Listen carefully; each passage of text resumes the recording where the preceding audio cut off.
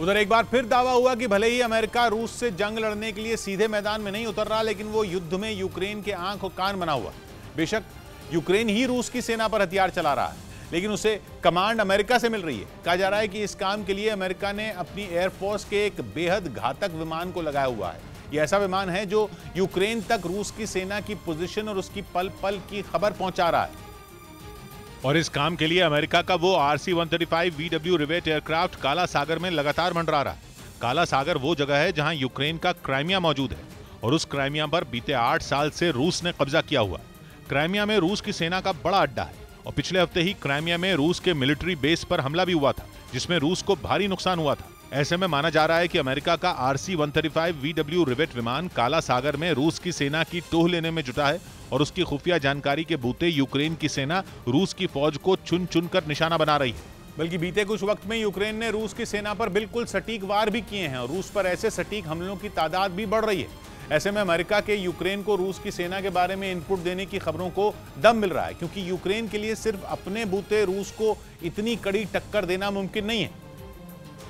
और ये बात अमेरिका बिल्कुल अच्छी तरह जानता है, इसलिए वो पहले दिन से ही यूक्रेन को तगड़े हथियार दे रहा है। लेकिन वो हथियार भी अब तक यूक्रेन को जीत नहीं दिला पाए हैं। जंग को 6 महीने होने को हैं और लड़ाई है कि किसी मोड़ पर पहुंचने का नाम ही नहीं ले रही।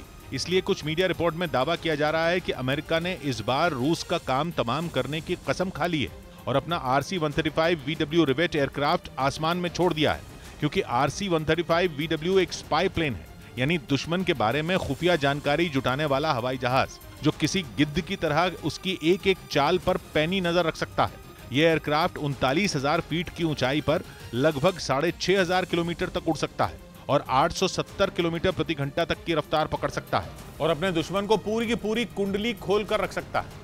RC-135 VW rivet aircraft signals intelligence specialist है, मतलब ये कि वो दुश्मन के रेडार, कम्युनिकेशन सिस्टम और वेपन सिस्टम से निकलने वाले सिग्नल को इंटरसेप्ट कर सकता है। अपने दमदार सेंसरों की बदौलत वो दुश्मन के रेडार डिटेक्ट कर सकता है, उनकी बिल्कुल सटीक लोकेशन भी बता सकता है कि वो कहां मौजूद है। अमेरिका के विमान की यही ताकत उसे आज के दौर का सबसे घातक विमान बना देती है, क्योंकि पूरी दुनिया की सेनाएं ऐसे आधुनिक उपकरण इस्तेमाल करती हैं जो रेडियो फ्रीक्वेंसी पर काम करते हैं, इलेक्ट्रॉनिक सिग्नल छोड़ते हैं। RC-135 VW रिवेट एयरक्राफ्ट उन सिग्नलों को ही पकड़ लेता है।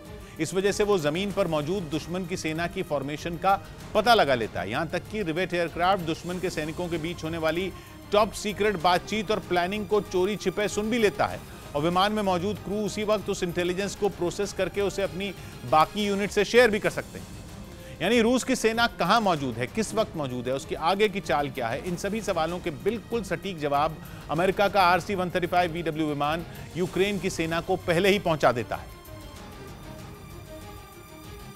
और पूरी तैयारी के साथ यूक्रेन की फौज रूस की सेना पर टूट पड़ती है। पिछले हफ्ते ही एक अमेरिकी अधिकारी ने प्रेस कॉन्फ्रेंस में बताया था कि अमेरिका ने यूक्रेन को कुछ AGM-88 हार्म यानी हाई स्पीड एंटी रेडिएशन मिसाइलें दी हैं। ये ऐसी मिसाइलें हैं जो रेडार से लैस एयर डिफेंस सिस्टम को ढेर कर सकती हैं।